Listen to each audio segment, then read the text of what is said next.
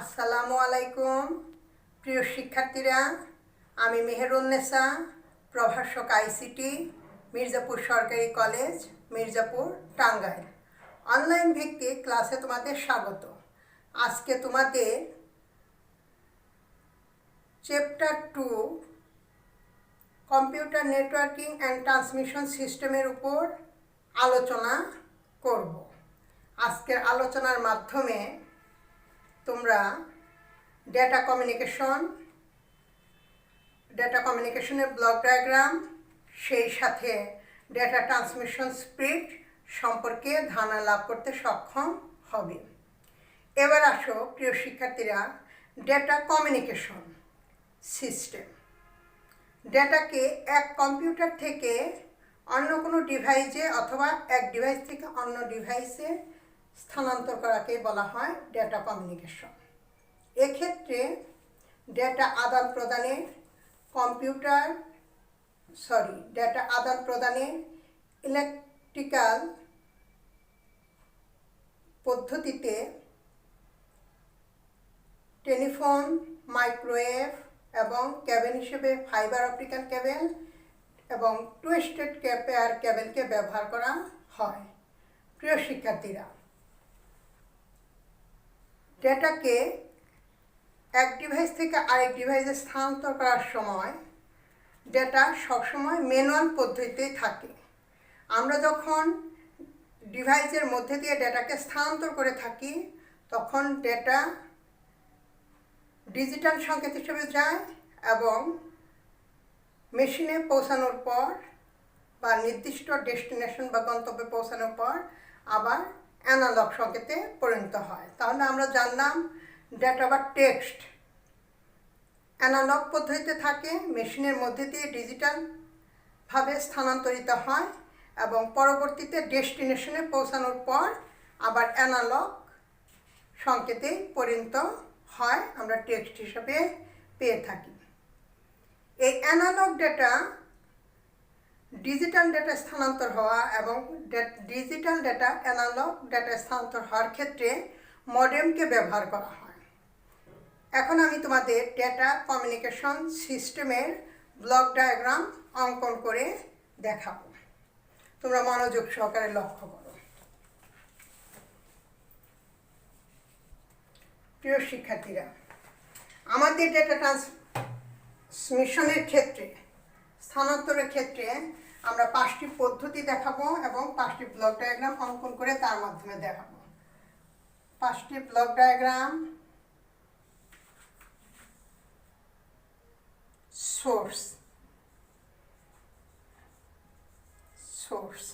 সোর্সে data থাকবে text হিসেবে থাকবে। এই সোর্স থেকে ডেটা যাবে, ট্রান্সমিট হবে, ট্রান্সমিশন।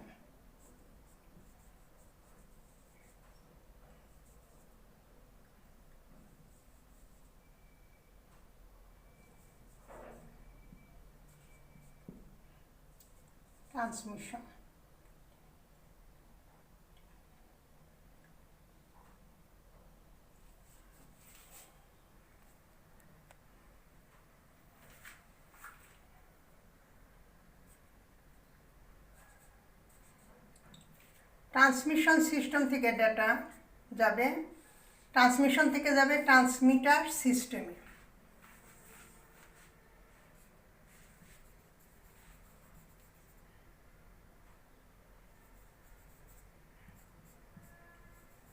ট্রান্সমিটার সিস্টেম আমি তোমাদের জিনিসটা সুন্দর করে বুঝিয়ে দিব।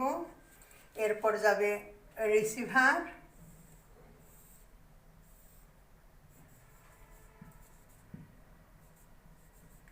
এরপর ডেটা যাবে তার নির্দিষ্ট গন্তব্যে অর্থাৎ ডেস্টিনেশন বা গন্তব্য।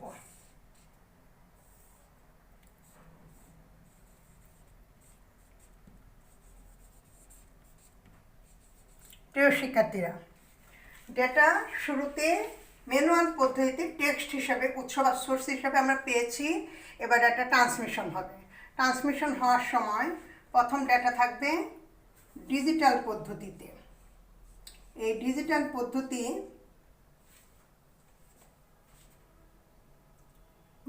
ট্রান্সমিশন বাতাসের মধ্যে দিয়ে যাওয়ার সময় এটা অ্যানালগ সংকেত।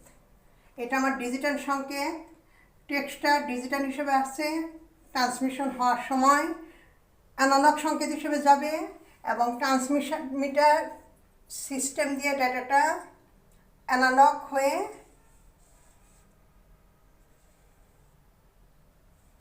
অ্যানালগ সংকেত অ্যানালগ হয়ে রিসিভার ডেস্টিনেশন বা গন্তব্যে পৌঁছাবে, রিসিভারে যাবে, রিসিভার যন্ত্রে পৌঁছাবে, এরপর আবার ডিজিটাল হয়ে ডেস্টিনেশন বা গন্তব্যে ডেটা পৌঁছাবে। ডেস্টিনেশন বা গন্তব্য। প্রিয় শিক্ষার্থীরা, আমি জিনিসটি তোমাদের আবার সুন্দর করে বুঝিয়ে দিচ্ছি। আমাদের ডেটা অর্থাৎ আমি তোমাদের প্রথম অধ্যায়ে ডেটা এবং ইনফরমেশন নিয়ে কাজ করেছি। তাহলে এটা ডিজিটাল সংকেত, এটি অ্যানালগ সংকেত, অ্যানালগ সংকেত, ডিজিটাল সংকেত। ব্লক ডায়াগ্রাম, এটি হচ্ছে ডেটার ব্লক ডায়াগ্রাম।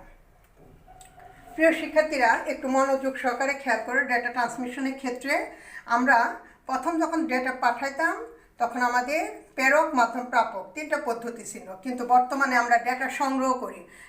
ডেটা যখন সংগ্রহ করি সেটি ডেটা টেক্সট হিসেবে থাকে মেশিনে, সেটি হচ্ছে উৎস বা সোর্স। এটিকে আমরা যখন মেশিনের মাধ্যমে আরেকজনকে ডেটা আদান প্রদান করতে চাইলে একের অধিক ব্যক্তির মধ্যে, একের অধিক ডিভাইসের মধ্যে, একের অধিক মেশিনের মধ্যে, একের অধিক কম্পিউটারের মধ্যে ডেটা আদান প্রদান করতে হবে।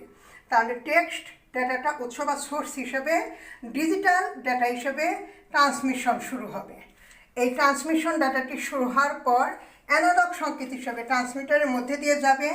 ট্রান্সমিটারের টাওয়ার টার্মিনাল ডাটাকে পরবর্তী গন্তব্যস্থানে পাঠানোর ক্ষেত্রে সহায়তা করবে। ডাটা অ্যানালগ সংকেত হিসেবে যাবে, রিসিভারে যাবে। রিসিভার থেকে যখন ডেস্টিনেশন বা গন্তব্যে পৌঁছাবে তখন ডাটা ডিজিটাল হিসেবেই যাবে, কারণ ডিজিটাল ডেটাটা সাধারণত আমরা পড়তে পারি, অ্যানালগ ডেটাটা আমরা সাধারণত পড়তে পারি না। প্রিয় শিক্ষার্থীরা, এটি হচ্ছে ডেটা ট্রান্সমিশন সিস্টেম। আমি ডেটা ট্রান্সমিশন সিস্টেমের ব্লক ডায়াগ্রাম আলোচনা করলাম, তোমরা বইয়ের সাথে সুন্দরভাবে মিলিয়ে ডেটা ট্রান্সমিশন সিস্টেম পড়ে নিবে এবং সেই সাথে খাতায় প্র্যাকটিস করবে। প্রিয় শিক্ষার্থীরা, এবার আসো data transmission speed. Data transmission speed, data ট্রান্সফারের হারকেই বলা হয় ডেটা ট্রান্সমিশন স্পিড।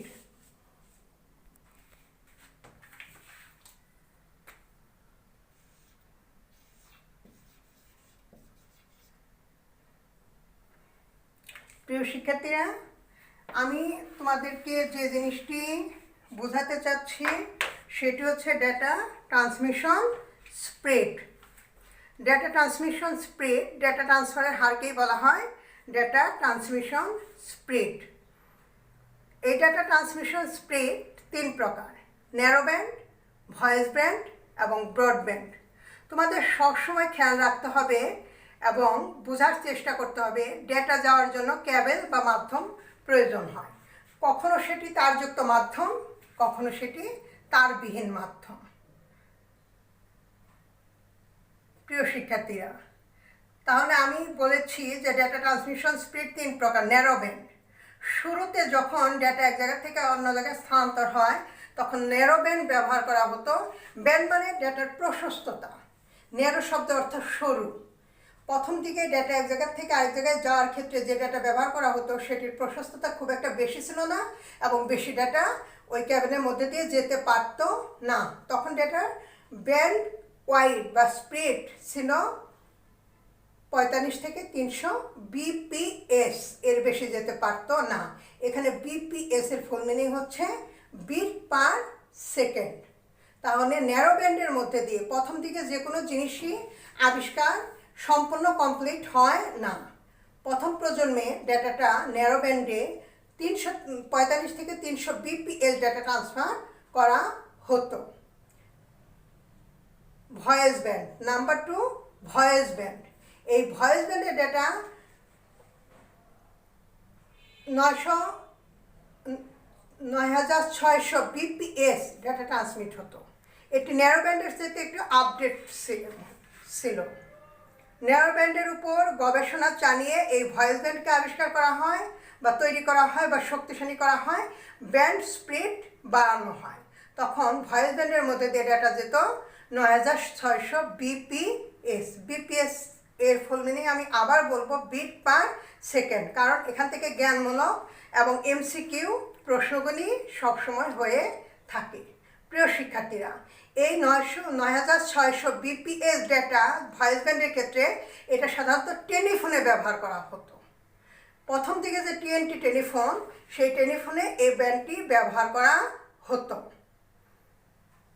বর্তমানে আমরা মোবাইল ফোন বা স্মার্টফোন যে সকল ফোনই ব্যবহার করে থাকি তাতে কোনো ক্যাবেল ব্যবহার করা হয় না।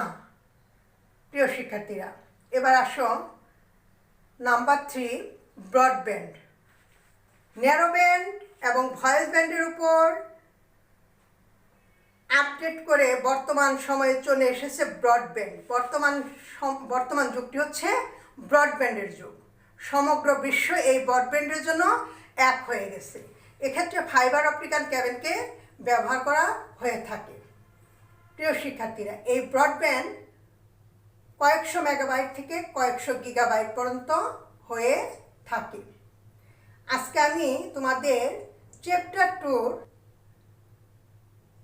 ডেটা কমিউনিকেশন সিস্টেম এবং নেটওয়ার্কিং সিস্টেমে তোমার ডেটা কমিউনিকেশন সিস্টেম আলোচনা করলাম। তার সাথে ডেটা কমিউনিকেশন হওয়ার ক্ষেত্রে যে 5টি পদ্ধতি লাগে তাকে ব্লক ডায়াগ্রামের মাধ্যমে দেখিয়ে দিলাম।